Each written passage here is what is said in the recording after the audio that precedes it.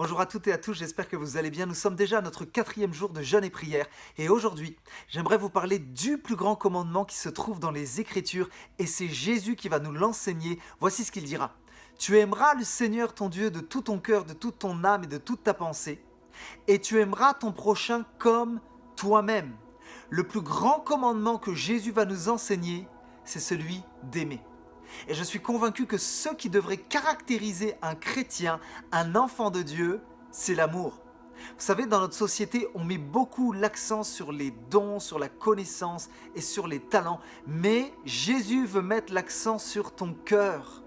Et d'ailleurs, des siècles et des siècles en arrière, l'apôtre Paul a été confronté à une église qui mettait l'accent sur les dons et les talents avant de mettre l'accent sur l'amour. On parle bien là de l'église de Corinthe. Et à ce propos, l'apôtre Paul va remettre dans ses écrits l'amour au centre de toute chose. Et c'est là qu'il écrira 1 Corinthiens 13, c'est l'hymne à l'amour. Et vous avez probablement lu ce texte beaucoup de fois, mais j'aimerais vous le paraphraser et vous le citer en version moderne. Voici ce que l'apôtre Paul nous dit, mais en version moderne. 1 Corinthiens 13. Si en matière de communication, j'étais le plus doué qui n'ait jamais prêché, au point d'émouvoir des millions d'auditeurs par mon éloquence, mais que je manque d'amour, je ne serai qu'un moulin à paroles énervant et creux devant Dieu et devant les hommes. Si j'étais le personnage le plus charismatique au point d'attirer les gens à moi comme un aimant puissant, mais que je ne possède pas l'amour de Christ, je ne serai qu'un imposteur et un hypocrite. On continue. Si j'étais le plus grand visionnaire que l'Église n'ait jamais connu et que je manque d'amour, je serais mal inspiré et perdu. Si j'étais l'auteur le plus vendu en matière de théologie et de croissance de l'Église et que je manque d'amour, je serais un raté et un écervelé. Si je consacrais toutes mes heures à la formation de futurs responsables et que je manque d'amour, je serais un faux guide et un mauvais modèle. Aïe, ça pique. Mais c'est ce que l'apôtre Paul va nous enseigner dans 1 Corinthiens 13. Il veut nous ouvrir les yeux afin de nous faire comprendre que c'est bien les dons et les talents, mais si je ne fais pas les choses dans l'amour, alors tout cela ne vaut rien. Je vais vous donner un exemple par rapport à ça. Imaginez que vous prenez une feuille totalement blanche et que du haut de la feuille jusqu'en bas, vous écrivez des zéros. Il peut en avoir des centaines. Vous êtes d'accord avec moi qu'au final, lorsque vous arrivez en bas de la feuille, vous avez beau avoir une centaine de zéros, au final, ça fait zéro. Vous n'avez que dalle, rien. Mais ajoutez devant les zéros un nombre positif et vous aurez la somme de quelque chose. Vous aurez un résultat. Voyez-vous, moi je crois qu'on pourrait comparer tous ces zéros à nos dons, à nos talents, à notre foi, à nos capacités, je dirais même à nos sacrifices. Parce que si toutes ces choses sont faites sans amour, ça vaut que dalle, excusez-moi l'expression. Mais si on y met premièrement l'amour de Christ, si nous sommes pressés par l'amour de Dieu, alors nos dons commenceront à prendre de la valeur.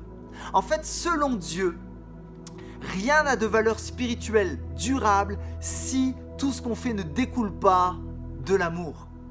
J'ai une illustration par rapport à une femme qui s'appelle Amy Carmichael. Je ne sais pas si vous avez entendu parler de cette femme. Je crois qu'elle était missionnaire dans les années 1800, si je ne me trompe pas. Elle était d'origine irlandaise et elle a travaillé pendant des années auprès des enfants en Inde. Cette femme a atteint plus d'1 millier d'enfants par l'amour qui émanait d'elle. Elle en a sauvé de la négligence et de toutes sortes d'abus. Et en fait, il était dit d'elle que l'amour de Dieu était tellement présent en elle qu'elle était comme un aimant qui attirait les enfants, qui attirait les gens autour d'elle.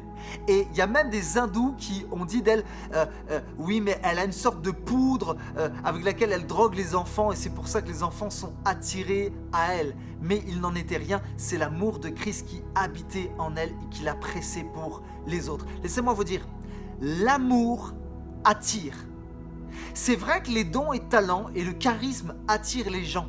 Mais je crois que les dons et talents attirent les gens, mais pas sur le long terme, sur le court terme.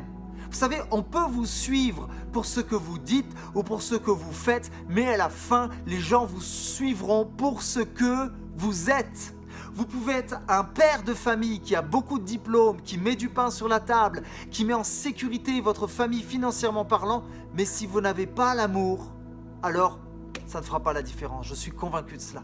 J'ai connu un adolescent qui s'est confié à moi ces derniers temps et qui me disait « Papa a un discours à la maison qui est négatif, où il critique les gens, et lorsqu'il est devant les autres à l'église, alors j'ai l'impression que c'est un autre homme. » Et ce père a perdu la crédibilité auprès de son fils. Pourquoi ? Parce que tout ce qu'il faisait ne découlait pas de l'amour. L'amour ne coulait pas de lui. Vous savez, il y a un dicton qui dit « Quand on renverse un vase, ce qui se répand, c'est ce qu'il y a à l'intérieur. » Et la question que je me suis posée en préparant ces capsules vidéo, c'est « Grégory, qu'est-ce qu'il y a à l'intérieur de ton vase ? Est-ce que ton eau est sale ? Est-ce que c'est de l'amertume ou de la colère ou de la médisance ? Oh, je prie aujourd'hui qu'à l'intérieur de notre vase, il y ait l'amour, il y ait la bienveillance et il y ait un esprit d'encouragement. Je terminerai avec ce texte dans 1 Jean chapitre 4 à partir du verset 7 où l'apôtre Jean dira « Bien-aimés, aimons-nous les uns les autres ». Car l'amour vient de Dieu et toute personne qui aime est née de Dieu et connaît Dieu. Celui qui n'aime pas n'a pas connu Dieu, car Dieu est amour. Alors voici la prière que je vous encourage à faire aujourd'hui. Père, viens changer peut-être l'eau qui est impure dans mon vase. Fais de moi un vase qui est rempli des sentiments qui sont en Jésus-Christ.